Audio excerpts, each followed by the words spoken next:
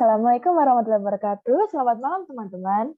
Kembali lagi kita di Ngobrol Santai bareng Alumni atau STMI pada malam hari ini. Narasumber kita hari ini adalah mahasiswa farmasi 2019 yaitu Kak Salsa. Perkenalkan saya adalah Prazara sebagai moderator malam ini bersama rekan saya. Dan saya, Secretary of RNE. Bersama teman saya Alpian Rona Asmorajati. Nah, sebelum kita sapa dulu ya untuk narasumber kita hari ini yaitu Kak Salsa. Halo Kak Salsa. Halo Kak Salsa. Oke, halo, assalamualaikum, selamat malam Pian dan Adela. Selamat malam juga Kak. Sebelumnya gimana kabarnya dari Kak Salsa? Alhamdulillah baik.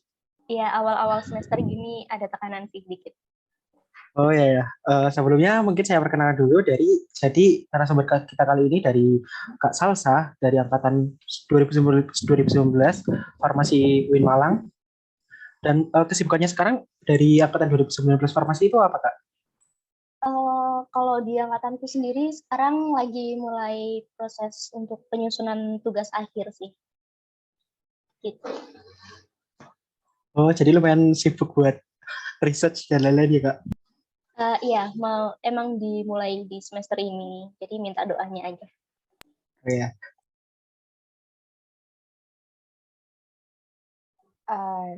Ini Kak, kita masuk ke sesi bincang-bincang ya Kak ya. Nah, untuk pertanyaan pertama banget nih Kak, kan sistem pembelajaran di farmasi ini ternyata cukup berbeda ya Kak dari beberapa kampus-kampus yang punya jurusan farmasi. Mungkin bisa sedikit dijelaskan gimana sih Kak bedanya antara kuliah jurusan farmasi di UIN dengan jurusan farmasi di kampus lain yang masih sistemnya konvensional gitu Kak? Iya, benar banget. Jadi memang ada perbedaannya meskipun kita sama-sama dari jurusan farmasi, tapi mulai dari angkatanku, di angkatan 2019 itu sistemnya sudah mulai dirubah. Jadi yang semula dari konvensional dirubah menjadi sistem blok, yang mana sistem blok ini adalah suatu sistem pembelajaran juga, dan mata kuliahnya pun sebenarnya sama, tetapi setiap mata kuliah itu dibuat menjadi satu blok, di mana setiap bloknya itu bisa berlangsung selama kurang lebih 1 bulan. Singkatnya seperti itu sih. Baik. Mungkin bisa gimana sih Kak sistem pembelajaran di kuliah kita itu lebih detail tuh penjelasannya seperti apa? Mungkin ada kayak sistem ternyata ada UTB, ada juga TBL gitu kan Kak ya? Ya, jadi seperti yang aku bilang sebelumnya, kalau sistem blok ini berjalannya setiap bulan bloknya berganti gitu. Sedangkan kalau sistem konvensional kan kita mengambil mata kuliah di awal semester dan akan mempelajarinya selama 6 bulan ke depan kayak gitu. Kalau di sistem blok ini benar-benar dimampatkan hanya 1 bulan kurang lebih, dan untuk sistem ujiannya sendiri benar ada UTB dan UAB, kemudian di setiap minggunya itu bisa ada TBL atau team based learning kayak gitu. Oh, jadi sistemnya lumayan berbeda ya Kak dari sistem konvensional gitu. Nah, dengan sistem yang seperti itu, menurut Kakak itu ada nggak sih suka-dukanya, sukanya apa gitu, yang mungkin menjadi kelebihan dari sistem blok sendiri dan juga dukanya apa yang juga bisa menjadi kelemahan dari sistem blok menurut Kak Salsa itu gimana Kak? Untuk suka duka pasti adalah, setiap sistem itu pasti ada suka dukanya. Kalau sukanya, ini sih, yang pasti tiap kita mau KRS-an, kita nggak perlu pusing nih berebut ini mata kuliah, nggak perlu ribut sama temen tentang kuota mata kuliah yang ada, karena di sistem blok ini setiap awal semester itu sudah ditentukan blok apa aja yang harus kita ambil dan kita jalani dalam 1 semester ke depan. Jadi kuotanya udah pasti aman, nggak perlu rebutan kayak gitu. Terus, ini jumlah SKS antar teman satu angkatan itu insya Allah juga dibikin sedemikian sama sehingga memang didesainkan kita itu ditargetkan 7 semester bisa lulus seperti itu. Jadi insya Allah kalau semuanya lancar, mahasiswa farmasi Winlang yang dengan sistem blok ini bisa lulus tepat waktu di 7 semester itu. Kemudian di sistem blok ini kan kita juga banyak bekerja sama ya antar teman-teman kita di farmasi. Seperti di TBL itu kita bekerja sama juga dengan teman-teman. Jadi menurut aku ini juga bisa menekan rasa individualisme mahasiswa juga dan bisa meningkatkan kerja sama tim kita gitu. Kalau dukanya apa ya? Karena kita kan cuma dikasih waktu 1 bulan untuk mempelajari suatu mata kuliah. Jadi rasanya tuh terlalu cepat dan padat banget. Tapi nggak usah khawatir sih selama kita bisa membagi waktu sebaik mungkin, insya Allah semuanya masih bisa berjalan dengan lancar kok. Itu, Pian.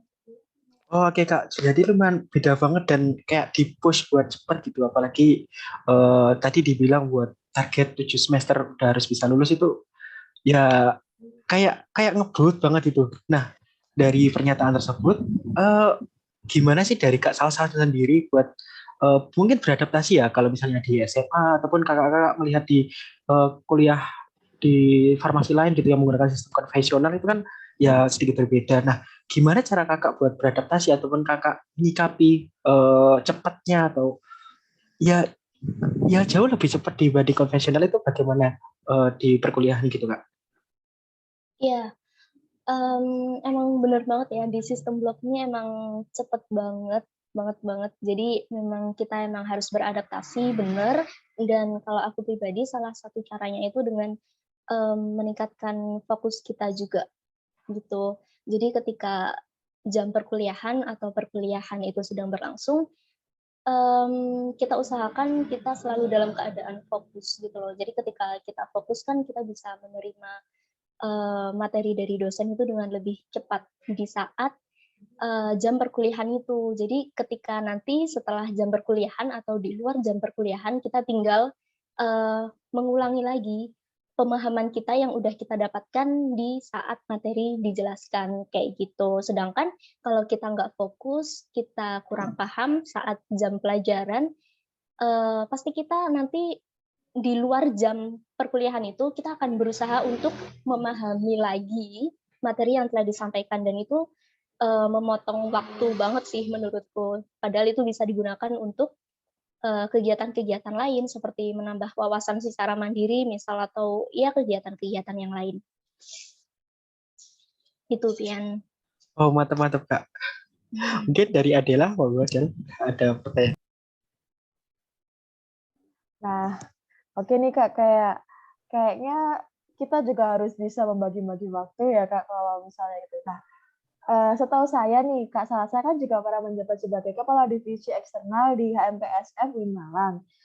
Gimana sih Kak kira-kira bagaimana caranya Kak Salsa itu bisa membagi waktu antara organisasi itu sendiri dengan perkuliahan blok yang cukup cepat gitu kan Kak? Mungkin bisa ceritakan dikit aja Kak. Bentar ya.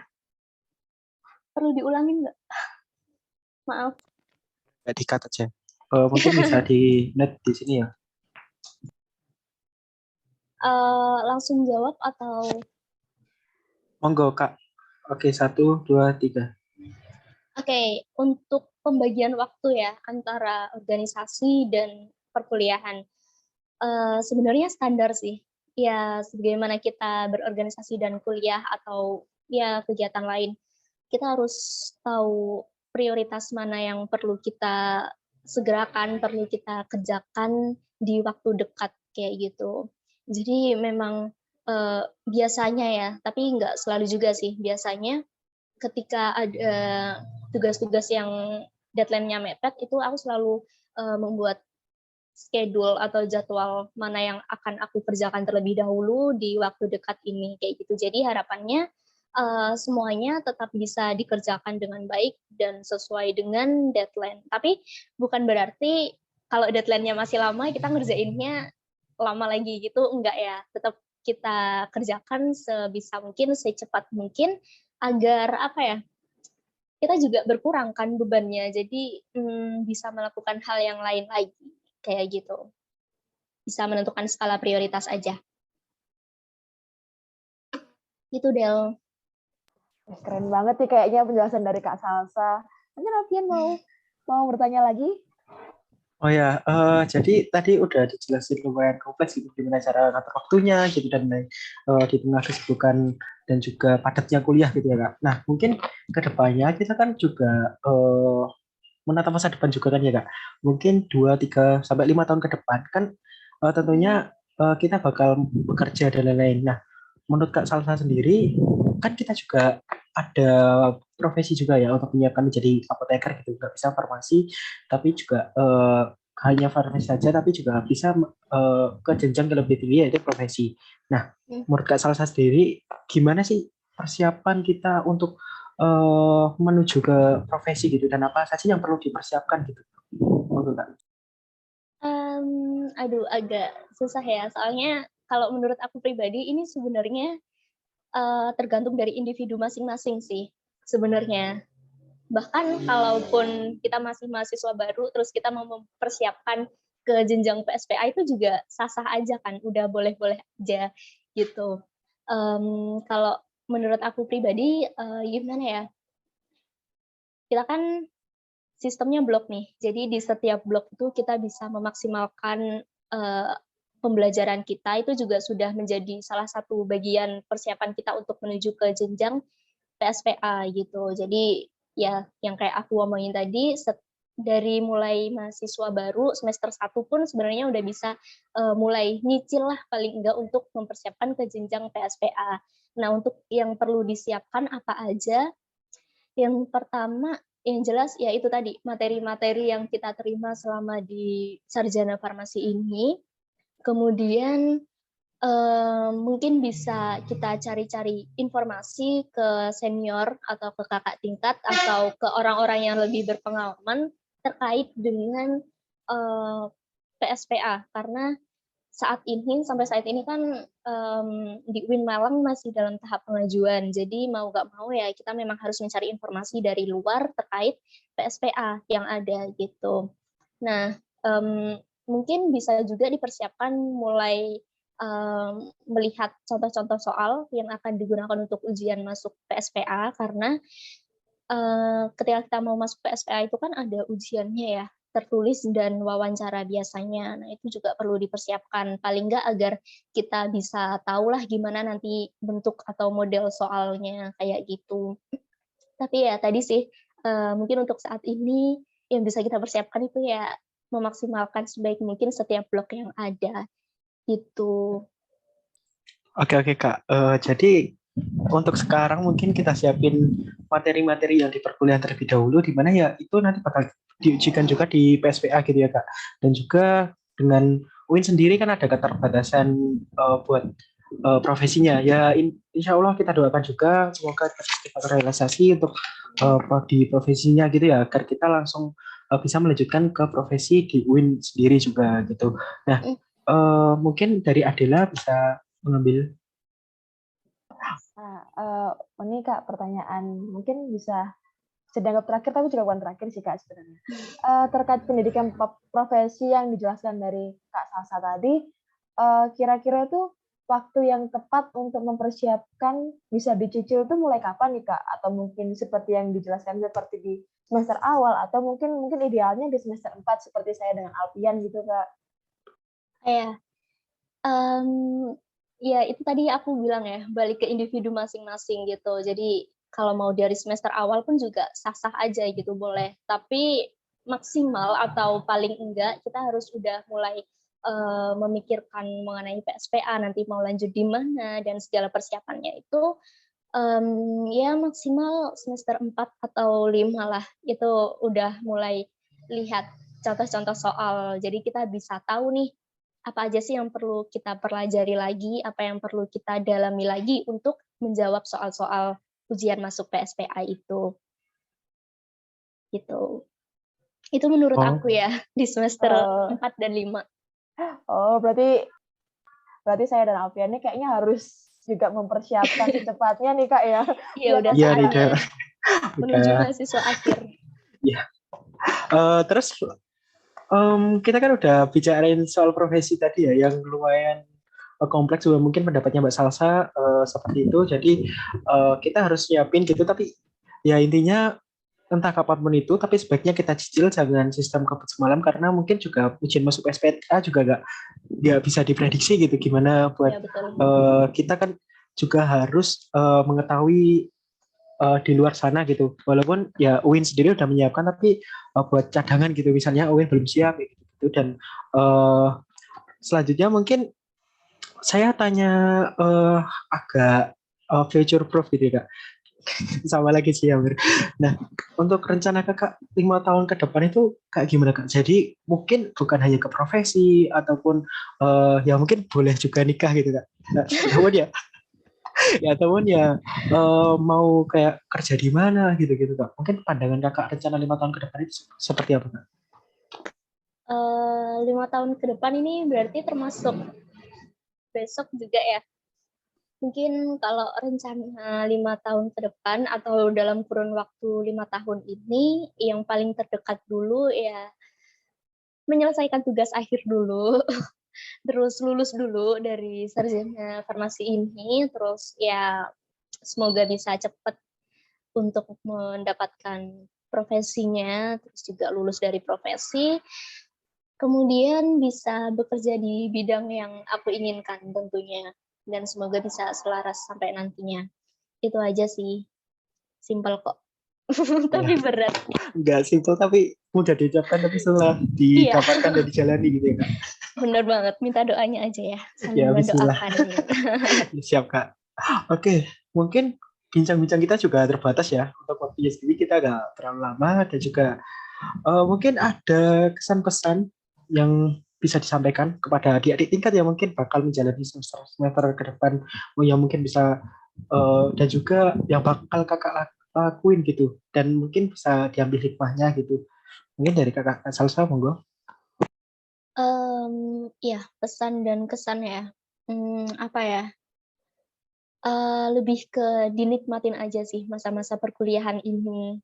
Tapi juga jangan terlalu santai, kita harus tetap penuh tanggung jawab untuk menyelesaikan perkuliahan ini, terus nggak usah terlalu banyak mengeluh, dijalanin aja satu persatu, gak apa-apa, fokus di setiap perkuliahan yang ada, setiap kegiatan yang kalian lakukan, terus juga sebisa mungkin mengembangkan kompetensi diri ya, untuk mempersiapkan nanti ke depannya untuk dunia kerja juga. Kompetensi diri itu penting banget buat ditingkatkan. Ya bisa dengan ikut organisasi atau ikut lomba-lomba yang kalian suka di bidang masing-masing tentunya, agar kompetensi diri kita meningkat gitu. Dan yang pasti jangan lupa mengasah skill pengetahuan dari farmasinya sendiri sih, karena kita kan di bidang farmasi ya. Itu aja sih, ya gimana ya, namanya juga proses, jadi enak nggak enak dijalanin aja lah, pasti ada manfaatnya bagi kita buat ke depan. Semangat. Oke, keren banget sih kak. Oke, ya mungkin lumayan banyak ya buat kesan-kesannya dan juga yang bisa diambil hari ini.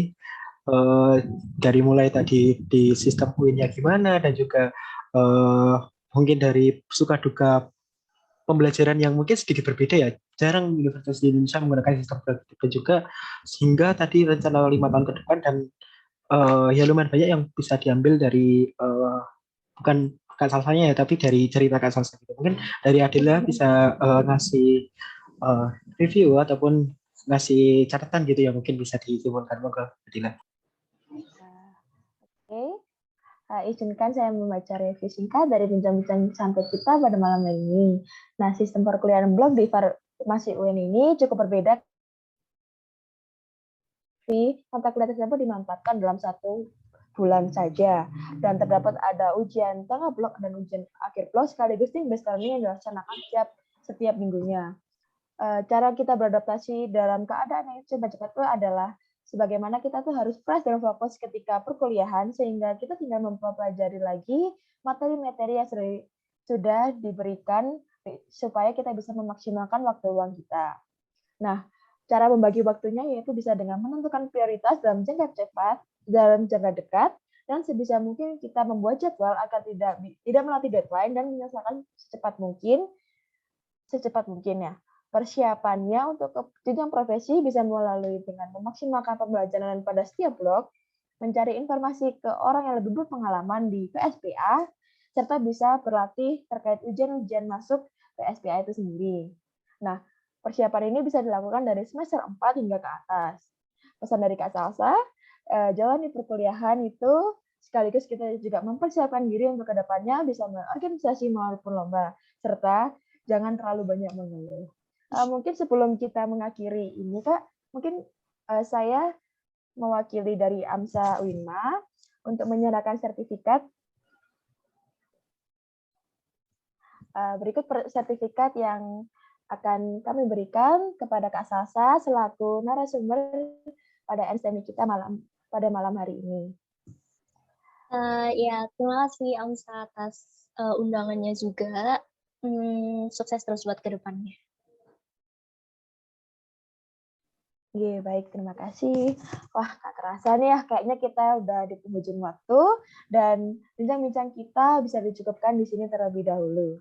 Terima kasih untuk Kak Salsa yang sudah meluangkan waktunya untuk hadir dalam sesi NSTEMI malam ini. Saya dan rekan saya meminta maaf apabila ada salah kata atau perbuatan, baik yang disengaja maupun tidak. Saya ucapkan alhamdulillah karena NSTEMI malam hari ini berjalan dengan lancar. Saya tutup. Wassalamualaikum warahmatullahi wabarakatuh. Terima kasih kembali kepada Kak Salsa. Semoga tetap sehat dan semangat selalu. Terima kasih Kak Salsa, tetap semangat ya Kak. Ya, terima kasih Kak. juga Dela, Alpian, dan teman-teman AMSA yang lain.